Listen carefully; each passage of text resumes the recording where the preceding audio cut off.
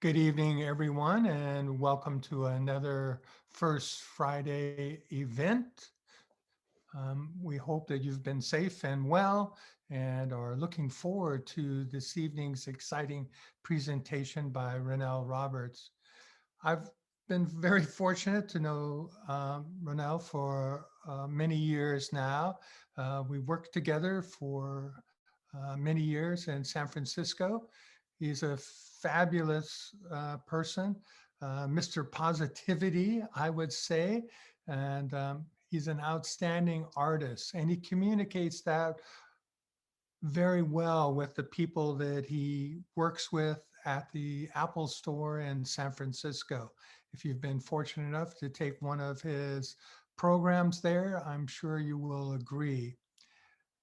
Rhonel is a fantastic artist. This is his second opportunity to do a First Friday event. The first one was live at our Independence Hall here in Woodside. And now through the magic and the wonder of Zoom, we are fortunate enough to have Rhonel with us again this evening.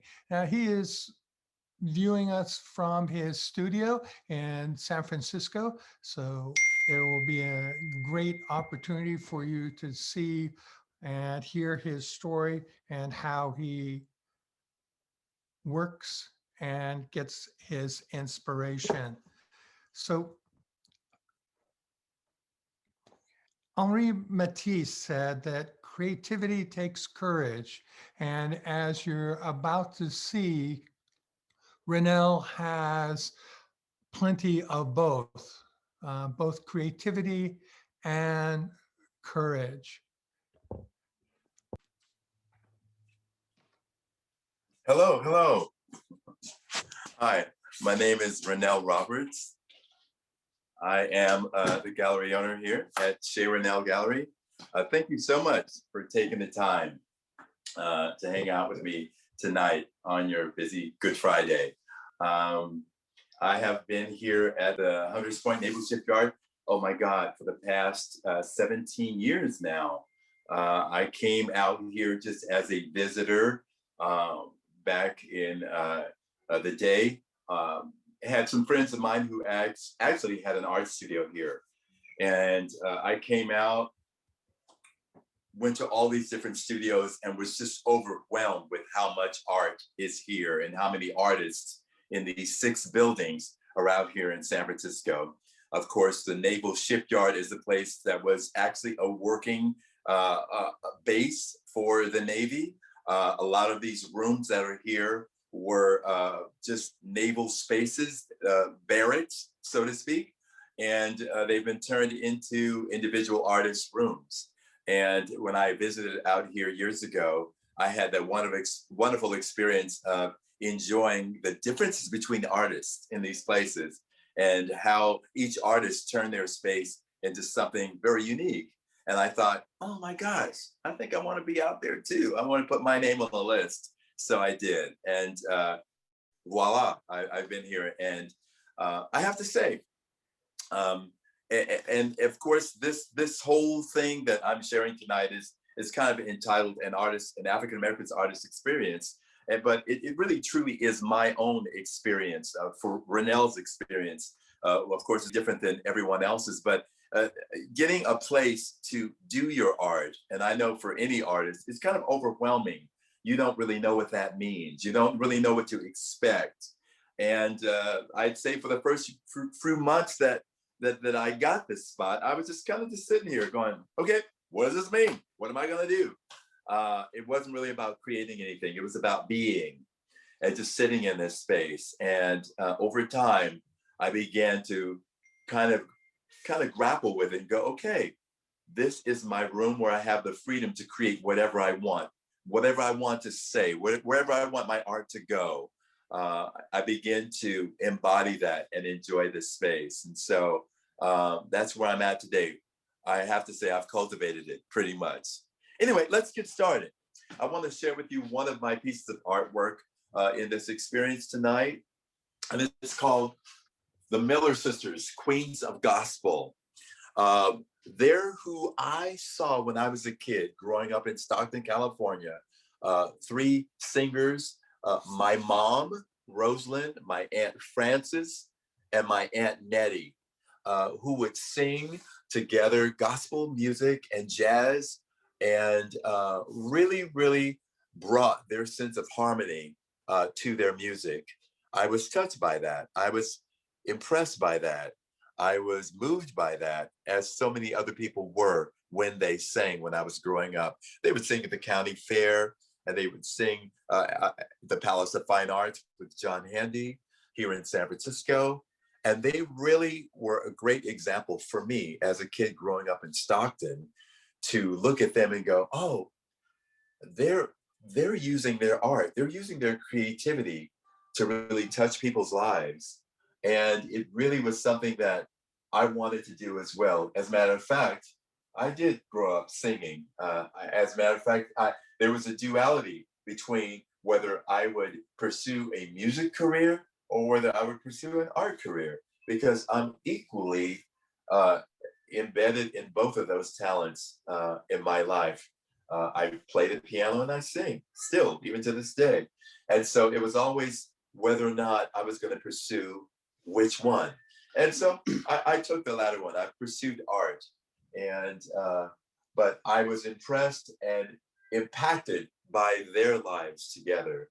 My mom and her sisters, called the Miller sisters. And so I did a quick sketch from a newspaper article. That's kind of what, this is the result of a newspaper article back in the 1960s that we had in our family. And I did a sketch and brought it into a app I use called Procreate, and was able to add some texture to it and add some lines to it and highlights to create this piece here. This is a print, and it's in 16 by 20. And I really like it. And I sent it immediately to my mom and my cousins, and they liked it as well. I hope you like it as well. All right, well, let's talk about the next piece. As in my life, growing up, as I mentioned, is everything okay? Can people hear me? Are we good? Yes, we are good. Okay, awesome. Well, I'm moving to my second piece right now. And this second piece of artwork is called Colored.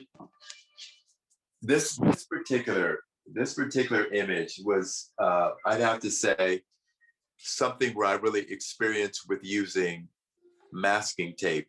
Masking tape is something that I picked up recently in my artwork, and being able to create almost like a cubist style without doing it intentionally, but it kind of evolved into this.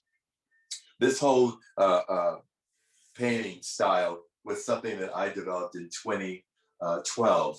I began to do posters of different scenes here in San Francisco, of the Golden Gate Bridge, painted ladies, cable car, and I use masking tape just to highlight the lines here. And I just almost do it in the way of a puzzle. And I paint the areas and I remove the tape. And this one is called Born Colored. Sorry about that. Yeah, Born Colored.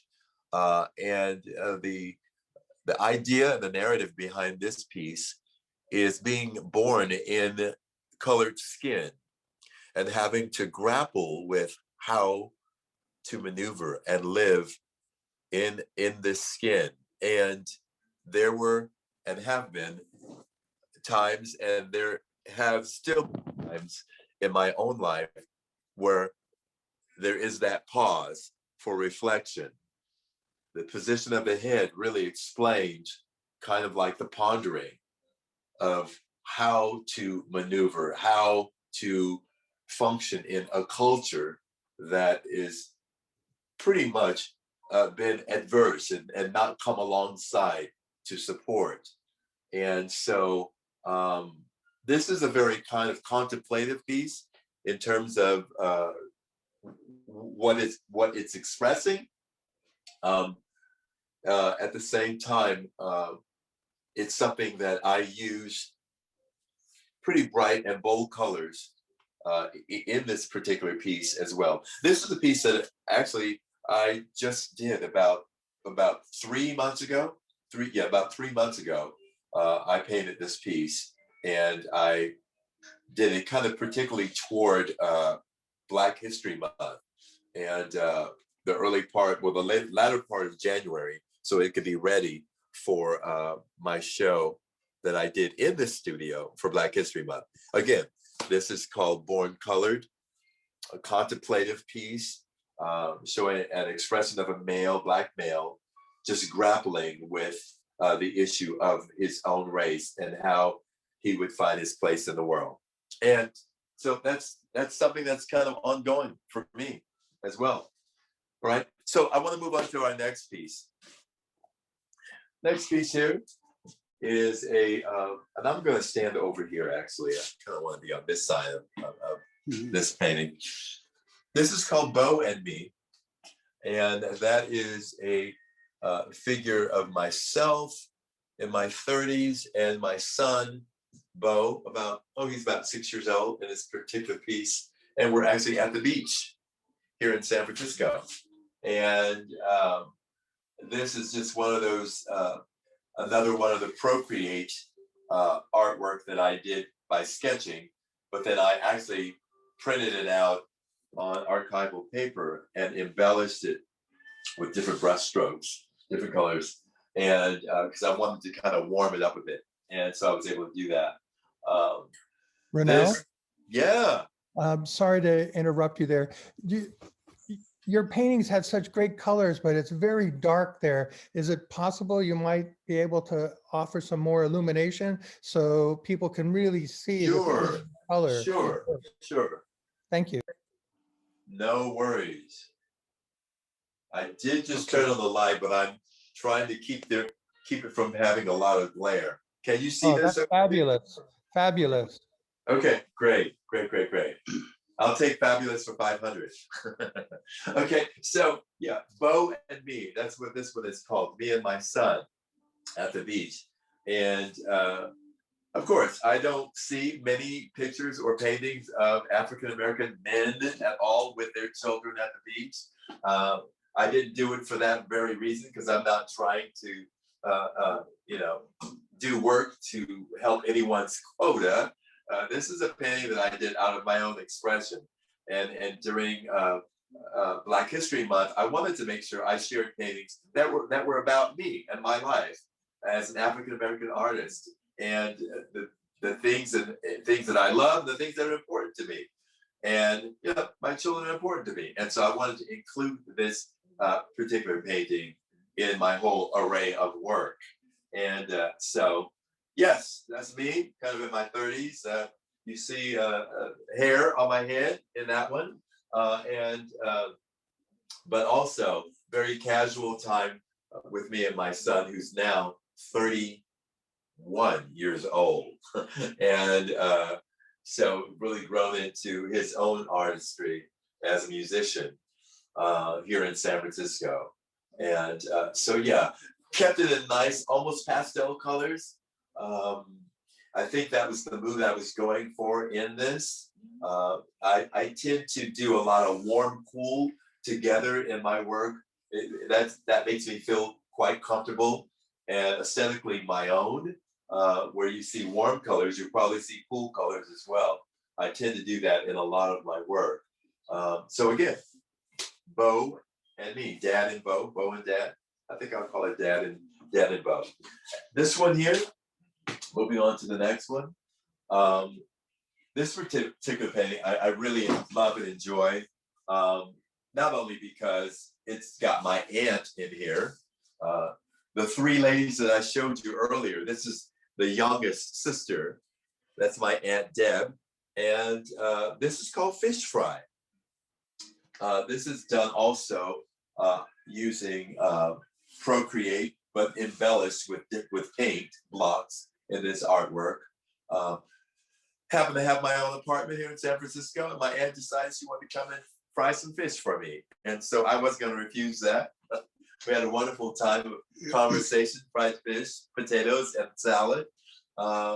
and to share stories. And I really think it's important, and it has been important, very vital in my life as an artist. Not having a lot of outside support, it's come within my family. It's come within my aunt. It's come within my cousins and those who are close. And I know for a lot of artists, even even even broaching the subject to become an artist, it's not a common thing for a lot of people, whether white or black or whatever. Just the fact that you're pursuing the arts, the average person would say, "How are you going to make money?" Yeah. We've heard all of those terms about starving artists and get a real job. And I have to say that even though I thought about those things, it's been for me a progression where I've always held down a job and did this as a loving passion. And so having my internal support me through this has brought me where I am today in a place of success with my art. This particular person, my aunt, has been very vital in that, in our conversations together, to say that you are loved, what you are doing is valid. It means so much to have a voice like that coming from you. And I really would encourage artists today to keep a bounty of people around you who support you and pour into you. So this was one of the people did, my Aunt Debbie. Not only did she tell me good stuff, she made good fish. And so this is fish fry. And I love it. I love just the light that and shadow in this particular piece. In her hand, she's making a point as she's talking, because a lot of conversations are done over a good meal most of the time. So again, fish fry. This is 24 by 30. Yeah, this particular piece. And yeah, I love that. So let's move on to the next one as well. This piece, oh my God. Well, I guess you can't tell I love Paris. It's just the fact that the way I happened upon my experience with Paris was my son was a part of the San Francisco Boys Chorus, and they were doing a tour in Paris, Nice, Rome, and London. And I thought, with itinerary like that, there's no way you're going to go, and I can't go with you. And so I got my money together back in 2003 and decided I was going to tag along as my son went to Paris. And I began to read about different artists of African American descent who had made wonderful partnerships and life in Paris, sharing their artwork from James Baldwin to Duke Ellington, to Miles Davis, to Quincy Jones, to Hampton, all of these people who had forged these unions and impacting people in France. And I thought, I want to go. I want to go there. I want to walk there. I want to take that in, and I want to be able to use that Parisian experience for my own art. And it has served me well, and it continues to serve me well. I'm kind of antsy about getting back there. I used to go every other year. But anyway, La Tour Eiffel, or the Eiffel Tower, is something that I painted in this painting. And I use my masking tape style as well. So I have pieces of masking tape that I laid here, and I had color in the background. I laid the tape on top, painted over it, pull the tape off, so it revealed the color here. And I just do it using a repellent frisket in this that I use a lot of times in my work, which repels paint, and then I come back and paint it. So yeah, that's a lot of fast-moving, spontaneous brushstrokes, and I have a real passion for using color, which started back in the days when I would watch Walt Disney. He's to blame completely for my expulsion of color that I use in my artwork. Seeing that on TV and in all of the Disney works, it's something that I loved and have always celebrated in my work. Got a chance to visit all the different neighborhoods that I was introduced in Paris, Saint-Germain-des-Prés or Palace Royal, different places around Paris that have been a wonderful opportunity for me to experience and cultivate into my work. Montmartre has been a wonderful place for me as well to go and look at the work in the Louvre or the D'Orsay or Jacques-André, to be able to go to these places and to see the work firsthand of Matisse or Monet, Renoir, Caillebotte, all of these different people whose work that I've seen, Degas in books, and could see their work in person. I'm still learning French. There's just a few French words I know just to help my conversation while I'm there. So don't start asking me questions in French. Un petit peu, un petit peu. But I loved that experience, and I continue to learn from that. Last year was, I was actually scheduled to go to Italy for my first time and really enjoy Rome. I have friends who live in Turin, and so I like to cultivate broadening my experience as an African American and bring what I feel and my intonations and my instincts to other places. I look forward to going to Tokyo as well. It's a place that I have on my list to go, and it kind of expunge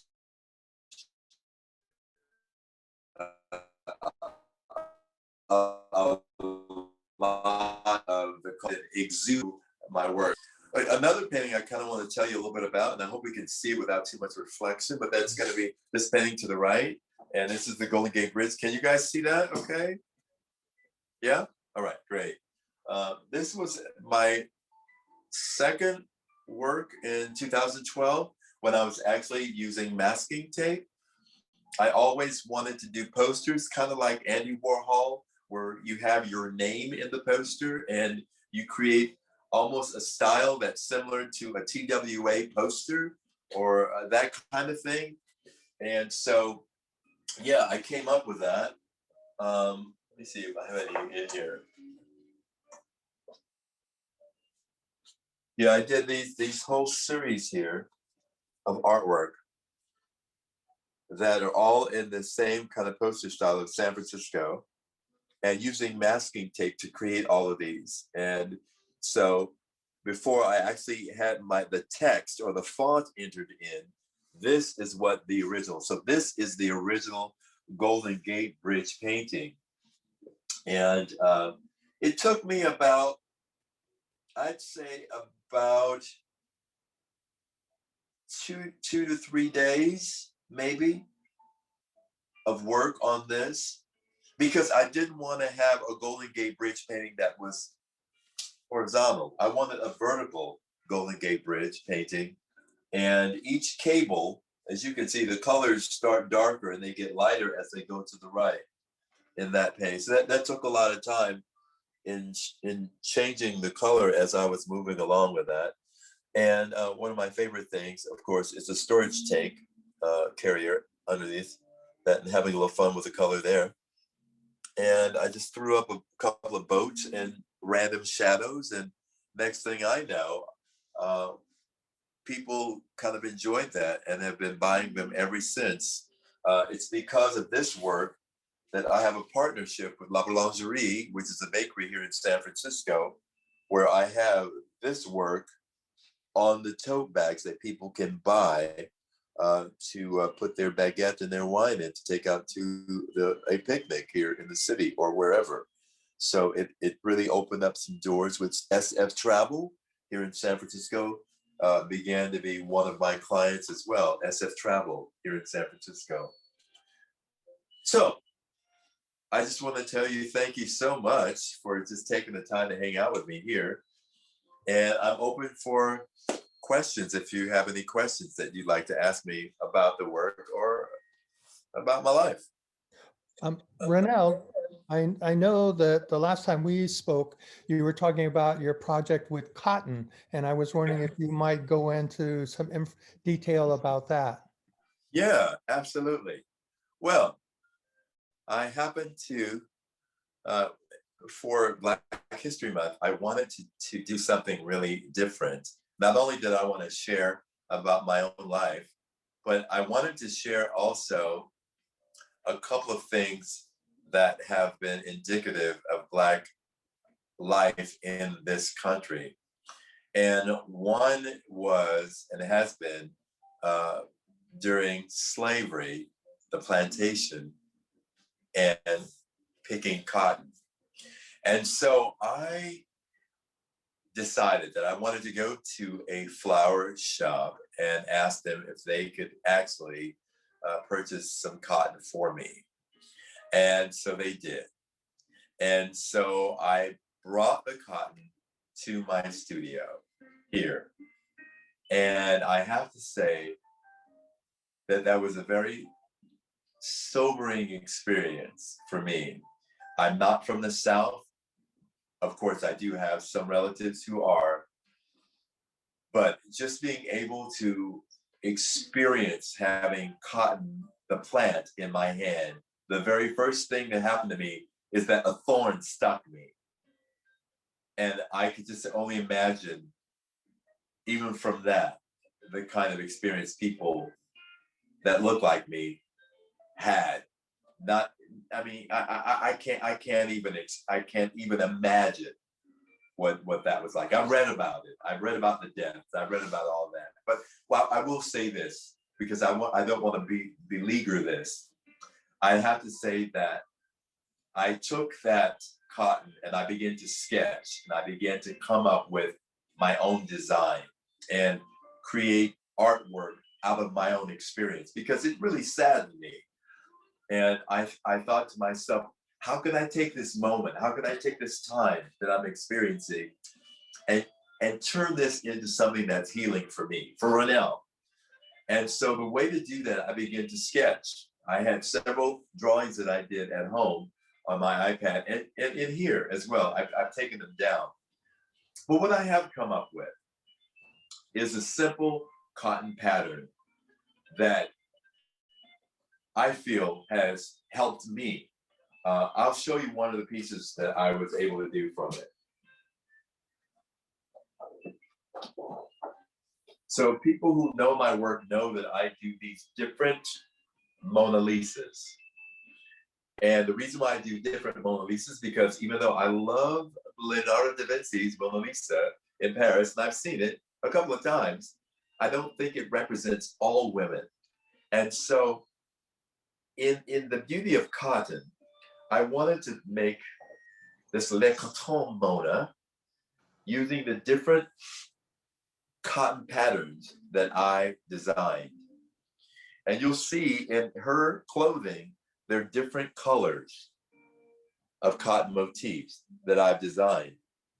And I compiled them all into this one piece just to celebrate. And I had this posted on my Instagram during Women's Month, International Women's Month, to celebrate this woman of color, who I feel has been the backbone of so many families. What she has been and what she continues to be is kind of like an unsung hero. So I wanted to include that. And I found a lot of healing in this for myself, and it's been celebrated by other people as well. I'm actually taking my cotton patterns on the road. I've had them printed already in fabric, and so you might be seeing them now that you know the underlying story. There's cotton museums and other organizations I want, and I'm looking forward to partnering with. And so yeah, you'll hear more about that. And thanks so much for asking, TJ. Appreciate it. So we have a question in regards to the portrait. Was there any particular choices and reflected in the particular emotions regarding that self-portrait that you did? That's quite colorful. One of the first pieces you showed us. Oh, you're talking about Born Colored? Yes. Yeah. It wasn't. It's I was just inspired to create this kind of just randomly. And it's interesting, the words self-portrait are used about this painting. It doesn't look like me, I don't believe at all, but it does mimic the feeling that I've experienced being born colored and what that feels like in terms about the isolation that one feels. I mean, you don't even have to open your mouth. You don't have to utter a word, and you can be judged by the way you look, and so I've experienced that, and so no, it's not from any one person that I used to be able to create this, but it's interesting that you use the word self-portrait, and you are right by that in terms of the expression and the emotion of what this has kind of I've been able to communicate, in this particular piece. Yeah. I wanted to let you know that people have really been responding to the cotton image that you showed of the Mona Lisa there, Thank and you. just saying how beautiful it is. Thank you. Thank you so much. I really, really appreciate that. Now, I'm sure after seeing you and hearing your story and inspiration, people are going to want to know where they might be able to purchase either original pieces, or I know that you have t-shirts, tote bags, etc. Where might they find those items? That's a great question. And you can find that on RhonelRoberts.com. That's my website.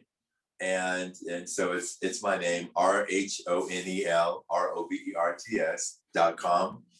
And the cotton print, I think is on the website. I think it's there for purchase. And we certainly can get that to you. And then also I'm on Instagram. So you can follow me there at Shay Rhonel on Instagram. I have Shay Rhonel, and I also have Shay Rhonel Life. So those two Instagram accounts you can follow me on, and we'll be more than happy to check you out too. Yeah, thank you. I know that one of the current projects you're working on is a mural. Would you mind telling us more about that? Yeah, myself and Peter Avery, who is my wonderful business partner, we just did a mural for the San Francisco Municipal Transportation Agency, and it's basically a K-rail that helps to divide cars along the street. The streets here, right out near where I'm at right now, so along Evans and Hunters Point Boulevard. We were able to work on that with wonderful artists that have been just great to get to know. I actually designed, and I may post it. I think I did post it on my account on Instagram. You can see it. And I did a tribute to Roy Hargrove, the trumpeter. So if you see that on Instagram, you'll know. On one end, there is a picture, a painting of Roy Hargrove holding his trumpet. And then the opposite end is of a saxophonist. And they're colored bubbles in between the both of them, kind of interlinking and having improvisation. It's called jazz improvisation, because that's what jazz is, as musicians kind of like communicate with each other and improvise off of each other's artwork. And so that's kind of what I did. And so I did that. It's 50 feet. And then there is another one that we did also on the opposite side that's 50 feet of a doctor, African-American doctor, and an African-American lady who is a college graduate. And they're interlocking as well with colored bubbles as well. So yeah, I was able to do that for the city of San Francisco. And it was a fun project. I loved it. It's great. Oh, great. Now, another question we have is, do you listen to music when you paint? And if so, is there anything in particular that you listen to while you're painting? That's a great question. Yes, there is. A couple of stations. One is TSF Jazz from France. I listen to TSF Jazz from Paris, and I love it. And then I also listen to KCSM Jazz 91.1 here in San Mateo. And so I listen to that. And then sometimes I'll bring my UE Boom into my studio, and I'll just play, Winter Marcellus, and listen to the jazz at Lincoln Center. I was in New York, and so I saw where that Lincoln Center Hall is, and I also love listening to Ella and Sarah Vaughan and Shirley Horn, and the list goes on. I love jazz music, especially keyboardists and trumpeters, Yellow Jackets. So it's just so much jazz that I love listening to. Pat Metheny, oh my God, Diana Krall, Diane Reeves, just on and on and on. Eliana Leis. I love Brazilian jazz. So the short answer is yes. Okay. You've mentioned Procreate a couple of times. Are you Yeah. finding yourself doing more digital painting versus traditional with tempera, oils, or watercolors? Probably no, because I just think that for me, Procreate does offer opportunities for you to, um, you can edit your artwork. I mean, there's some times where I might want to take a photo of my artwork here in the studio of what I started, and then import it into Procreate and kind of explore with it with different colors. And I'm not wasting materials by doing it. I'm just giving myself an opportunity to just kind of explore and come up with some ideas. And that's what I really like Procreate for, that I can not only bring in a photo of my artwork, like I've done before. Say, for instance, like I said, sometimes as an artist, you can get overwhelmed and you go, okay, I need to step back. I want to rest a little bit. I want to take some time off, but I also want to be able to maybe put a texture on there, or maybe I might want to take this part out. It just gives more options for me to be able to use. And then being in that digital format, I'm able to put it on clothing. I'm able to send that file straight to my printer, and they're able to print it out in different sizes. So I like the convenience of having Procreate to use, but then I also like the fact that I can come into my art studio and create a painting and throw paint on the wall, throw paint on the canvas and let it drip. And those are the kinds of things that you can't do quite yet in Procreate. Yeah. Fabulous. Yeah, Procreate is an amazing app, and I've seen some of the incredible work that you do in a very short period of time using Procreate when you're giving a program at Apple San Francisco there in Union Square. Yes. Can you talk more about your influence? You've mentioned your mother and your aunt. Are there been other artistic influences to help you in coming to create your vision of painting? Yeah, that's a great question. And I just think for me, growing up, I'd have to say my teachers in junior high school and in high school and college. I can remember, I always go back to my junior high school art teacher. His name was Mr. Mora, a Latin man who taught me how to use India ink on paper. And I'll never forget how he would teach us how to put the water onto the paper and then to drop the ink and watch the ink just explode and move onto the paper. And he was giving us that opportunity to watch how the medium moved in its own way. And then as it dried, for us to then begin to add our own design to that. And I think that always stayed with me. So, Mr. Mora, and then also Mr. Schmidt, my high school art teacher, who really brought me into being able to experience sculpture, which I hadn't before, to really build something and mold something from wire and paper mache, and then to really think in terms of cut paper and posterization and abstract. Those two teachers I can think of were super important to me. And then when I went to University of Pacific in Stockton, my college professor there was Larry Walker, who is Carol Walker, who's quite renowned in her silhouette work. Her father was my professor at University of Pacific. And so just to watch him sketch really helped me to develop a love for sketching and also for silhouettes and shapes in ways that I had never really noticed before. And it's just a way to develop that. So those are three people that I can think of who I was exposed to growing up, who I think helped to shape my artwork. And I sent the poster image. I'll never forget the poster image for the Fillmore Jazz Festival that I did in 2011 to my art teacher, Mr.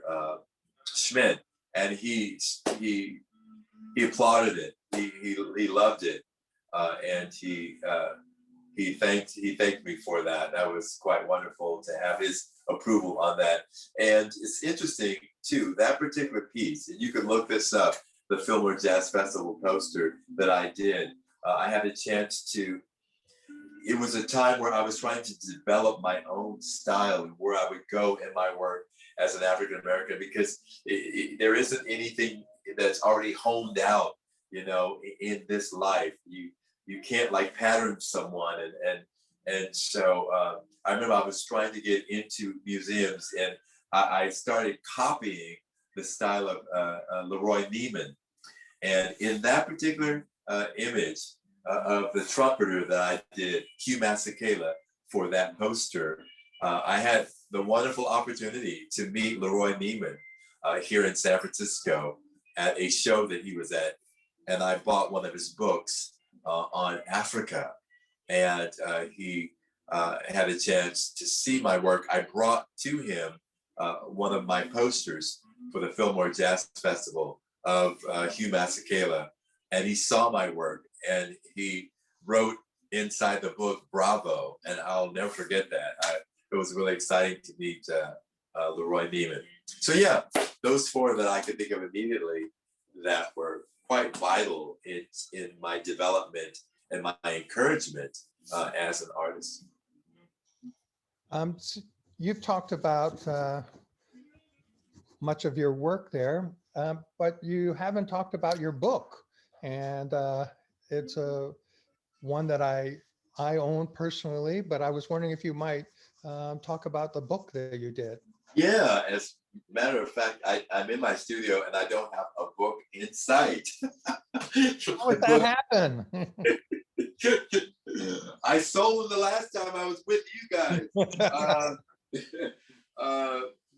My book is called Love Your Color, and it's an adage that I kind of penned around not only around race, but in who we are as people.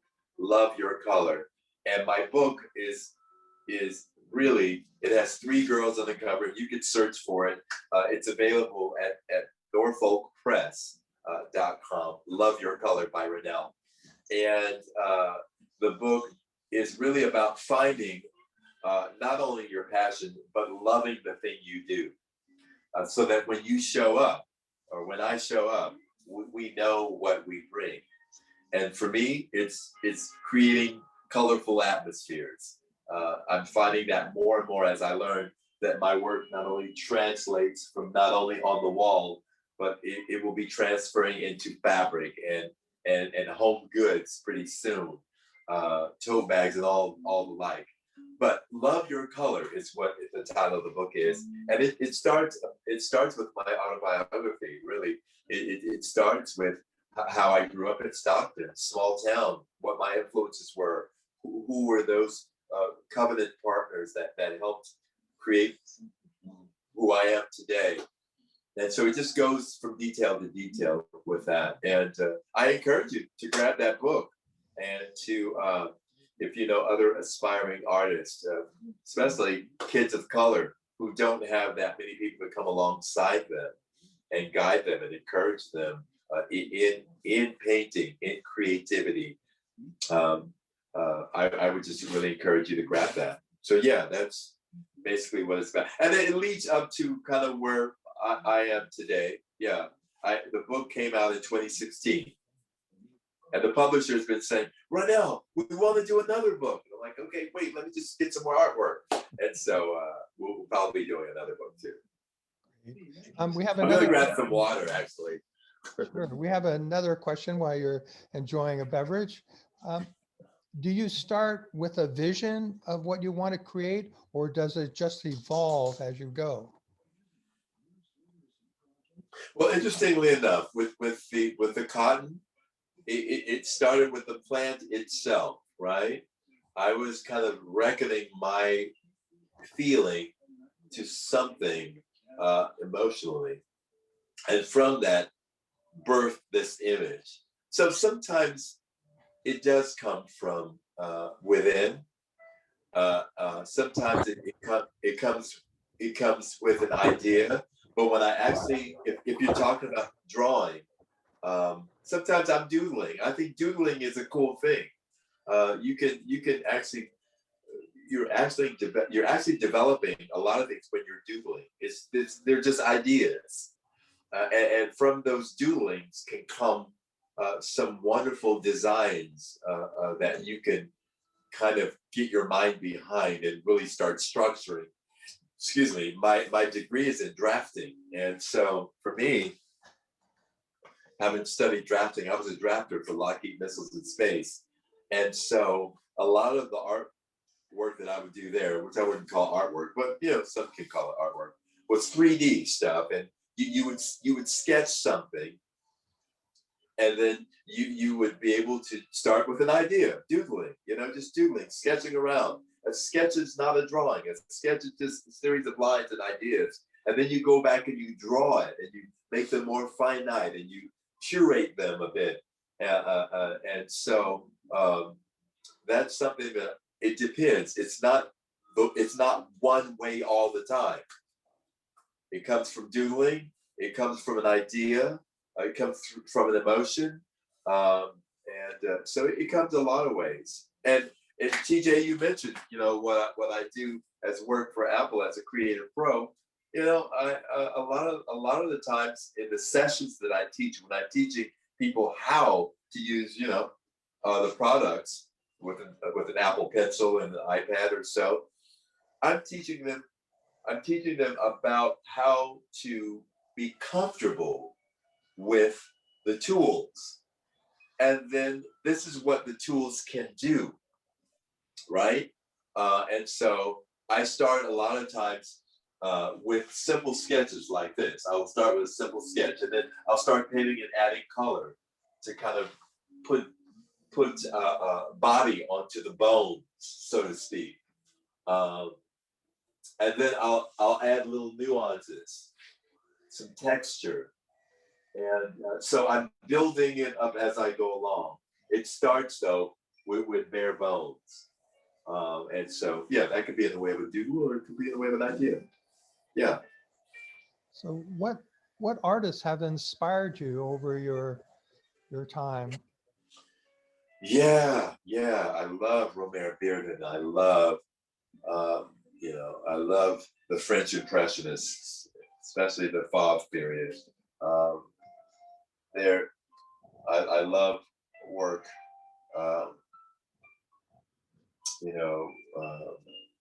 Oh gosh, there's so many. There's so many that I've just seen along the way. Oh God. I think for me, I think for me right now, it would be Romer Bearden. He's a painter from Harlem, and he would take pieces and it's assemblage, and he would just put things together of a community in Harlem. I really love Romer Bearden. And then, of course, I love the French Impressionists completely, and I resonate with them in the spontaneity in their work, uh, that they're building volume by all the colors and the repetition of the brush strokes. And that really speaks to me. I really like that in the work of Degas, Monet, Renoir, Matisse. I like that. I even like, uh, some of the work of the early work of Warhol album covers.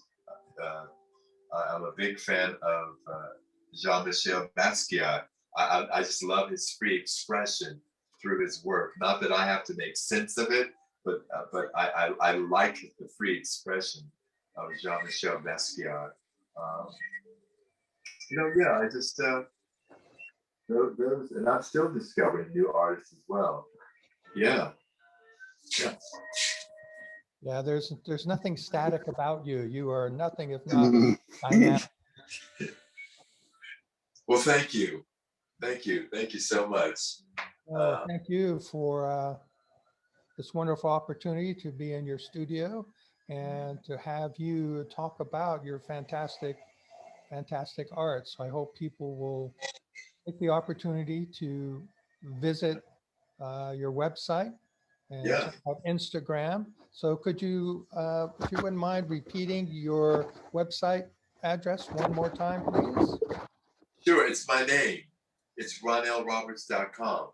And I will say there is a link there for you to communicate with me. And if you would like to, and if you're up here in San Francisco, anytime, I am accepting people to come in, a couple at a time with their face masks on, of course, adhering to all, safety protocols. But you can come in, make an appointment with me to visit here in my studio, $5,000 per person. Just kidding.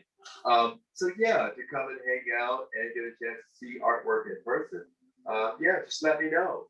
Make the appointment. So I'm usually here. My days here on Mondays and Fridays are my days off, and yeah, we can make an appointment and come see the artwork in person if you'd like to do that. If you're up here in San Francisco, please stop by. I think it's so important for people to have the opportunity to see an artist live and to experience their art that way versus just hanging on a museum wall or perhaps in someone's home. So this evening, we've had that opportunity, not to see you literally throwing paint on the wall, but to share your experience, to share your art, what inspires you, and that will inspire many of the people in this evening's audience. Thomas Merton said, art enabled us to find ourselves and lose ourselves at the same time. So true. And it is so true. We can see that in your artwork. And as I mentioned with Henri Matisse, that creativity takes courage. Yeah. And as I mentioned, you have plenty of creativity and you have plenty of courage. So I just want to thank you for spending this time with us and giving us an opportunity to share in your fabulous art that I feel so privileged to have had this time with you. So thank you, Rhonel, and thank you, Peter, who's been the cameraman in the background. You got it. So take care of yourself, be safe and well. All right, you too. Thank you so much, people. Thank you so much for joining me. Have a wonderful holiday weekend. Everyone, I just want to remind you that next month we have a little shift. We're going from art that's on the canvas to the art in words. We're going to have Bill Davidow Woodside resident, talking about his latest book on technology. So I hope that you will join us next month.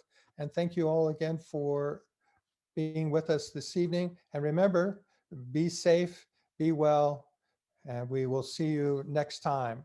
Have a pleasant evening. Good night.